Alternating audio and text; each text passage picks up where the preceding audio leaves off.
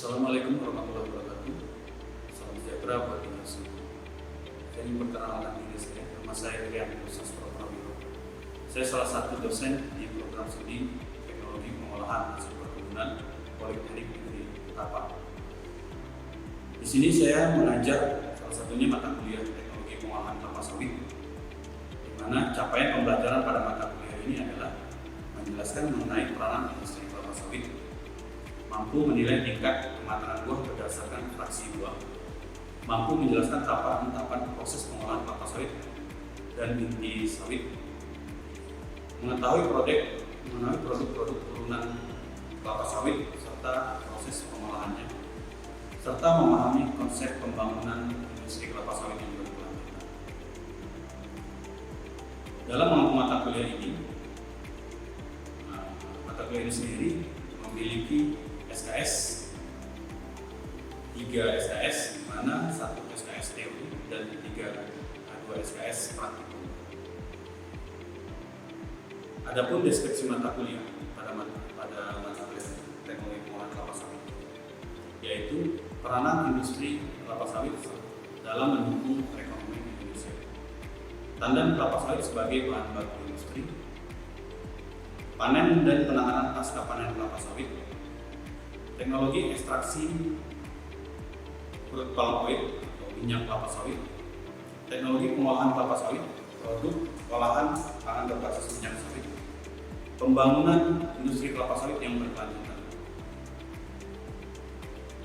Di mata kuliah ini sendiri, sistem yang ada di Politeknik itu menggunakan dalam proses pembelajarannya menggunakan sistem hibrid, di mana bisa melakukan pertemuan secara via daring dan juga via tatap muka. Untuk tatap muka sendiri biasanya kita lakukan di kegiatan-kegiatan acara praktek, dan daring sendiri kita memanfaatkan di sini aplikasi yaitu Siapkat, Edlink, dan biasanya untuk informasi kepada mahasiswa kita menggunakan metode.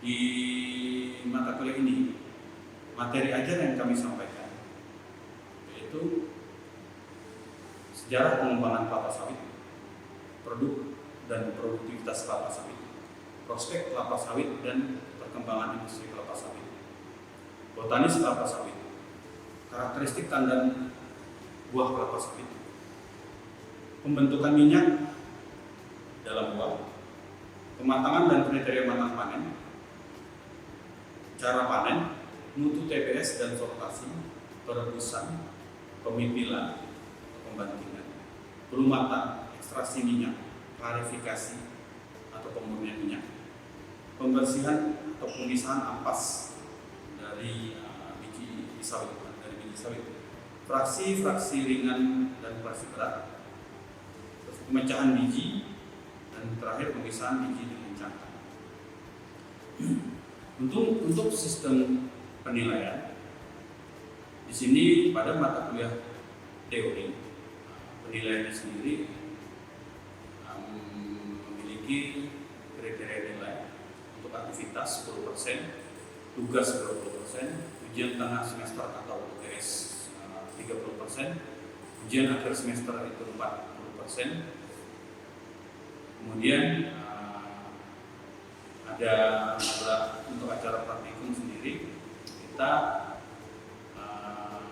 punya kriteria nilai juga, di mana kriteria nilai itu teori dan praktikum itu teori 40 dan praktikum 60. Untuk praktikum sendiri kriteria nilainya ada 10% untuk kehadiran aktivitas pada kegiatan praktikum. Kemudian 20% dites, sebelum mulai praktikum kita ada dites. Kemudian 30% untuk laporan praktikum, di mana mahasiswa setelah selesai mengerjakan praktek itu membuat laporan yang dikumpulkan kita nilai. 40% itu ada ujian praktikum. Untuk kriteria nilai tadi kita akumulasi, kita masukkan di sistem. Tadi saya sampaikan ada sistem Siapkat. Di Siapkat itu selain kita mengatur jadwal, juga ada kehadiran, absensi, penilaian, dan beberapa kriteria lain di dalam Siapkat, sehingga kita tidak memasukkan aplikasi tersebut, dan nanti nilai-nilai yang sudah kita peroleh akan diproses dalam sistem tersebut akan menjadi nilai akhir. Dalam proses pembelajaran itu, saya melakukan pembelajaran dengan sistem ceramah, diskusi juga, dan demonstrasi. Selanjutnya saya akan menampilkan proses pembelajaran saya dalam perkuliahan tatap muka, teori dan praktikum. Mari kita saksikan bersama-sama kegiatan tersebut. Oke, assalamualaikum warahmatullahi wabarakatuh. Waalaikumsalam warahmatullahi wabarakatuh. Selamat pagi, salam sejahtera buat kita semua. Pagi. Pada hari ini kita melanjutkan pertemuan untuk mata kuliah kita. Acara pada hari ini adalah stasiun pengolahan kernel teknologi pengolahan kelapa sawit, di mana pada pertemuan sebelumnya kita sudah membahas terkait dari awal itu kriteria matang dan panen, terus pengolahan di stasiun pengolahan di CPO, ada stasiun sterilisasi, ingat ya, terus pressure, digester, klarifikasi. Sekarang kita masuk ke stasiun pengolahan kernel. Sebenarnya materi ini jalan dengan cara prakteknya. Prakteknya sudah kita mulai kemarin. Jadi acara prakteknya itu ada penentuan kadar kotoran kernel, ada biji pecah, biji utuh, kernel pecah, kernel utuh.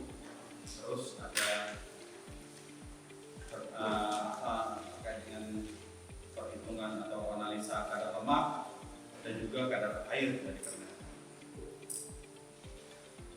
Parameter-parameter yang tadi dan nanti kita akan lakukan praktek itu selanjutnya nanti itu adalah analisa asam lemak bebas, di mana bahannya itu kita peroleh dari hasil analisa kadar lemak yang kemarin. Jadi biji itu keluar dan masuk ke stasiun ini, stasiun pengolahan kernel, di mana mulainya pada stasiun ini mulai diolah ke biji, nanti hasilnya adalah kernel, jadi kacang biji itu masuk pada stasiun pengolahan kernel juga untuk mengekstrak kernel. Jadi mengekstrak kernel dari nut. Jadi kalau stasiun press, digester press itu ada di sebelah sananya. Jadi kalau digambar itu kan ya juga ada semua masuk stasiun pengolahan kernel. Jadi macam-macam. Jadi sampai pada yang saya dapatkan sampel yang kita ambil kemarin, jika ada kotoran. Di stasiun pemisahan kernel ini tujuannya kita mendapatkan kernel dari semula bahan yang keluar dari stasiun press itu nut atau biji.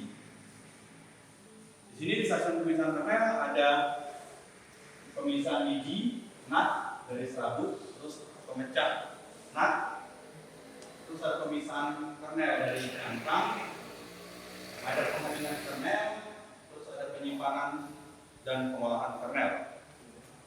Salah satunya yang kita lakukan itu adalah menguji mutu kernel yang dihasilkan, karena kernel ini setelah didapat produknya itu nanti tentunya akan dijual oleh pihak perusahaan.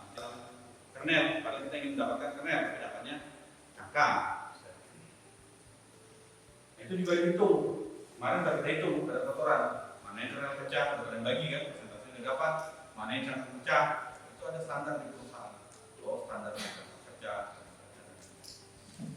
Terus stasiun pemisahan kernel, di stasiun pemisahan kernel ini ada namanya CBC, cake breaker conveyor.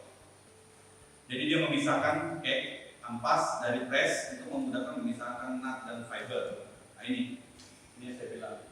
Jadi setelah keluar dari press, dia lewat ke CBC, di mana CBC ini memisahkan. Tadi saya bilang dari press, keluar dari stasiun screw press, itu yang keluar kan ampas, berupa ampas atau serat atau fiber, juga berupa biji. Jadi dia memisahkan. Jadi fibernya bisa, cangkangnya biji jadi kernel masih tersembunyi di cangkang, namanya biji itu bergabung dia. Jadi di dalam ini kita memisahkan. Jadi dipisahkan mana yang fiber, mana yang tidak. Jadi menggunakan alat breaker atau player. Jadi di sini nanti ada salah satunya adalah nut polishing drum. Jadi fibernya itu keluar, ya, fibernya terpisah, nutnya itu, ya pokoknya dia akan terpisah dari bagiannya. Jadi karena yang tadi nut itu atau biji itu yang tadi sebelumnya terselimuti oleh fiber atau serat, masuk ke alat ini sudah terpisahkan. Jadi ada nut polishing drum. Nut polishing drum ini sendiri, jadi alatnya seperti drum. Jadi drum berputar yang saya telah jelaskan. Ini alatnya nanti kalau kalian pas PKL, pas kerja lapangan di perusahaan, dan pasti tidak asing dari PKL di alat. Jadi prinsipnya seperti drum berputar. Mana di dalamnya ada lubang-lubang. Di lubang-lubang ini jalan pemisahan. Termasuk juga memisahkan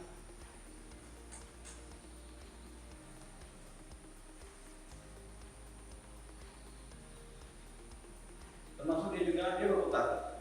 Ada caranya. Jadi termasuk juga dia memisahkan yang kemarin kita analisa itu kriteria varietas dari buah kelapa sawit. Jadi kalau dura apa perbedaan dura, tenera, ispera? Mungkin Anda bisa jelaskan. Ini komponen alat yang ada di stasiun pengolahan kernel. Dia ada ampas press keluar melalui via fiber siklon yang tadi saya bilang. Jadi kernel enak dengan ampas lewat bersamaan di bawah konveyor. Habis itu fiber siklon itu fungsinya memisahkan ampas tadi atau serat atau fiber. Karena fiber siklon itu memiliki prinsipnya adalah dia menggunakan blower. Prinsipnya blower, menarik. Jadi apabila benda yang memiliki berat ringan itu akan ikut ke bawah. Kayak kita prinsipnya seperti ini. Vakum cleaner tahu? Ada debu. Nah, udah. Batu kan nggak mungkin ikut kan? Kalau dia biji kan besar dan naik ya. Tapi fiber-fibernya yang serat-serat itu dihisap oleh fiber siklon yang kulit yang atas itu. Jadi lewat turun ke bawah, fiber berarti kan jatuh fiber dengan nut. Pas dia melewati corong dari fiber siklon itu atau pipa fiber siklon itu masuk ke situ, yang ringan, fase ringan itu naik ke atas, di bawah dipong ke atas. Tarik ke atas, bukan dipong. Tarik ke atas dikumpulkan, nanti dia akan kalau di salah satu perusahaan di KAL itu fibernya akan dibalikin lagi ke boiler untuk bahan bakar. Jadi ditarik. Nanti jatuh ke bawah, masukkan ke polishing drum. Nih, saya bilang terpisah. Jadi terpisah. Jadi nanti bijinya itu terpisah. Jadi nanti akan ada biji dengan yang ukuran tadi tenera, ada duran dan lain. Ini melewati nut polishing drum. Dipolis dengan nut polishing drum. Terus kita masuk. Nah ini fiber siklonnya seperti ini di atas. Ini untuk menarik. Ada blower kayak gitu tuh. Nah, blower tuh seperti itu tuh. Dan kalau kalian udah pernah pakai ruang asam kan? Nah, itu dia. Mengisap bau. Tapi kalau kamu masukkan kapas pasti ketarik. Sama fiber dia ketarik ke atas. Masuk ke sini. Nah ini nanti, tapi kalau nanti kalian magang atau PKL, tidak sarankan untuk naik atas ke perusahaan tertentu, tidak diizinkan. Kalau dulu pada saya di kelapa sawit pabrik ya naik atas gitu kan. Naik saya lihat kerjanya, jadi ada pas menimbali menarik di dalam alat itu. Jadi dia menarik yang dari pipa. Tinggi nih, tingkat paling atas ini deh, tinggi. Tapi memang ada tangga sih. Kita lihat gambarnya kan, modelnya begini ya. Nah, di lingkarannya nanti ada lawannya di sini. Ada pelat juga, pelat. Nah, nanti ada pelatnya. Jadi buahnya masuk, bijinya masuk sini. Jadi ukuran plat ini dan barnya ukurannya ukuran untuk biji apa? Tenera. Kalau yang masuk biji dengan varietas Pisipera, apa yang terjadi?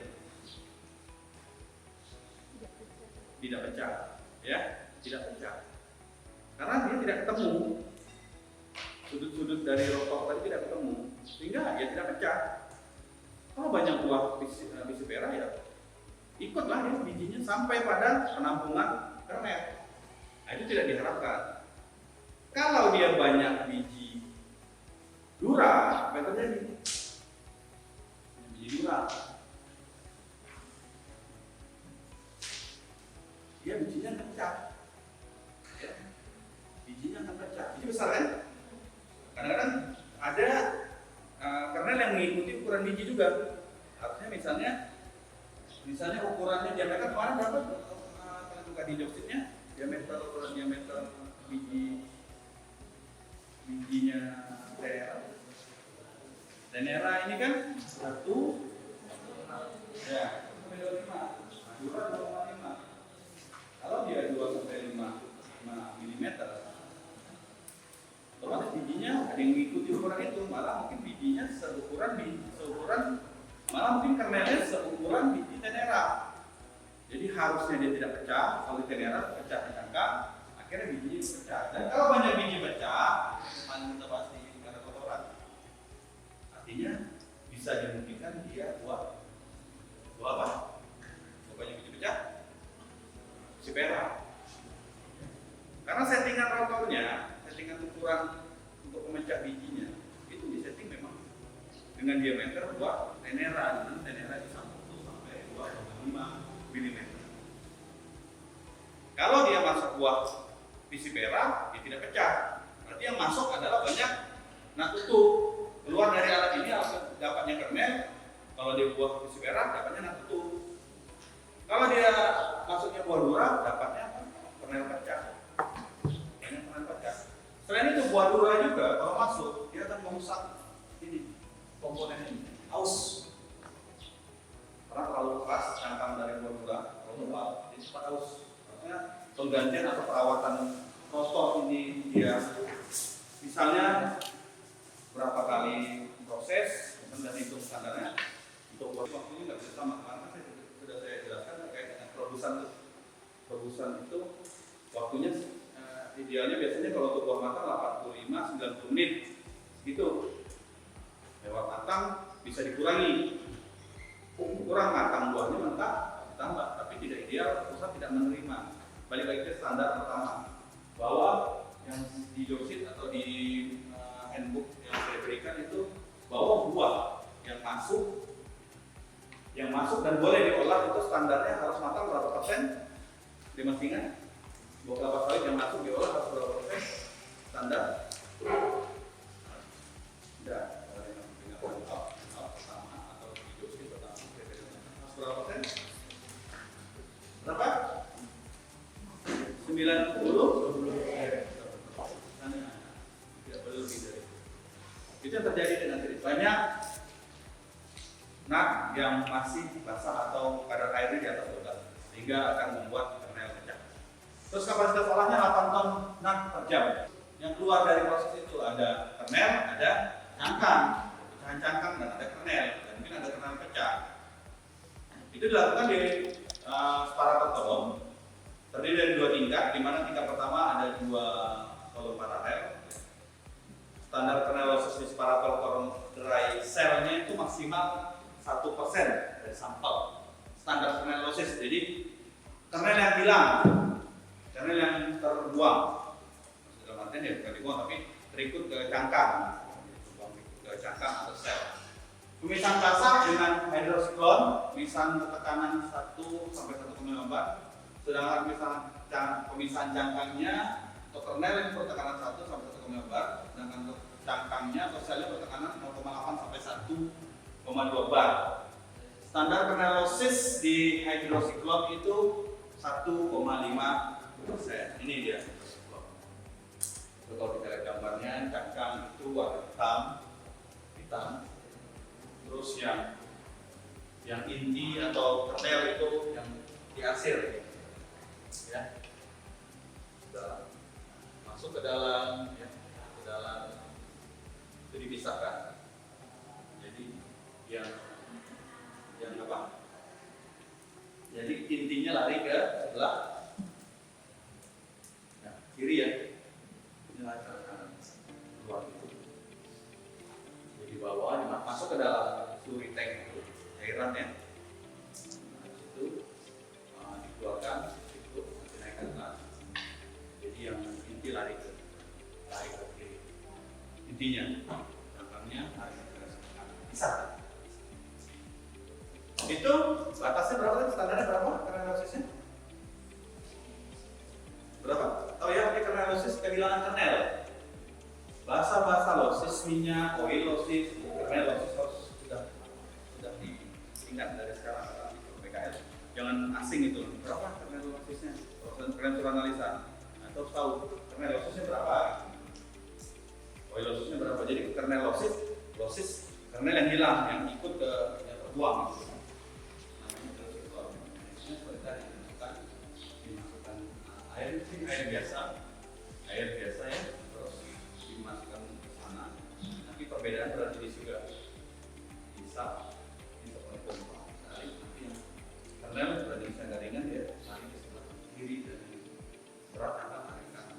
Biasanya ada kernel yang ikut ke dalam cangkang, akhirnya terbuang, cangkang dibuang.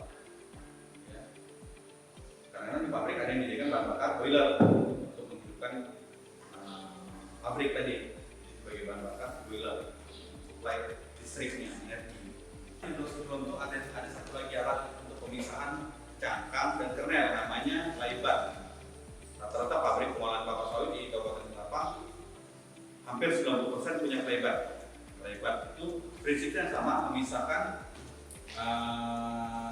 cangkang dengan kernel dengan sistem berjenis, tapi airnya ditambahkan dengan kalsium karbonat, ya, CO3. Jadi ditambahkan kalsium karbonat ke dalam tangkinya. Nanti kernel dan cangkang hasil dari sebelumnya tadi proses apa? Kernel dan cangkang didapat dari proses sebelumnya, alatnya apa namanya? Ripple mill. Cangkang dan kernel keluar dari ripple mill masuk ke laybat. Ada juga langsung masuk ke siklon, nanti masuk ke laybat. Jadi di laybat itu ditambahkan kalsium karbonat dengan konsentrasi tertentu sehingga nanti pada saat masuk tangkinya seperti ini, tapi enggak. Jadi di bawah dia turun ke bawah itu nanti kernel jatuh. Jatuh cangkang yang lari ke di bawah oleh dia kan diputar. Di airnya berputar, terus nanti yang nanti lari, kernel lari, dia akan ngambang karena antara jenis kernel agak ringan daripada cangkangnya jatuh. Tapi kondisi itu dipengaruhi oleh kalsium karbonatnya, ya, kalsium karbonatnya yang pengaruh itu. Jadi kalau kita taruh di air biasa, bisa jadi kernelnya jatuh juga, tenggelam. Tapi dengan kalsium karbonat disetting, kernelnya berada di atas, ya. Pada saat dijatuhkan di larutan atau cairan tersebut, antara air dicampur dengan kalsium karbonat diaduk, terus masukkan kernel dengan cangkangnya jatuh, kernelnya di atas. Kernelnya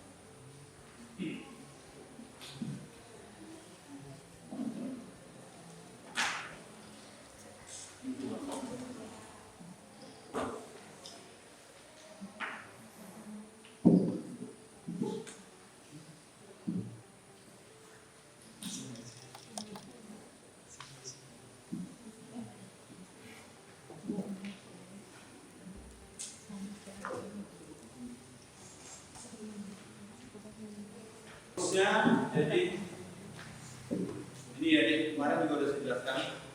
Ini rumus kalau di biopsi. Nanti di pabrik rumusnya bisa berubah. Ini saya jelaskan kemarin ya. Dalam artian kita bisa hilangkan nanti tinggal jadi persen ALB sama dengan V dikali N titrasinya ya. Sebagai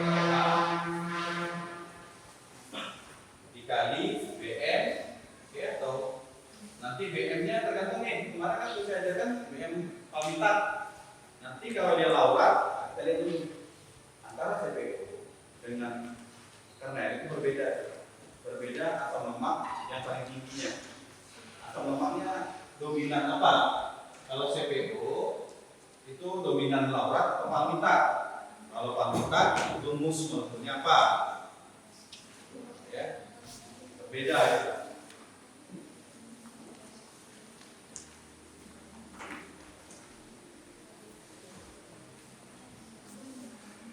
Ya, nanti dia pakai apa? BM apa? Ini yang saya tahu nih. Kemarin wajah palmitat. Ya. Nanti langsung dibagi. Ya. Berat kali.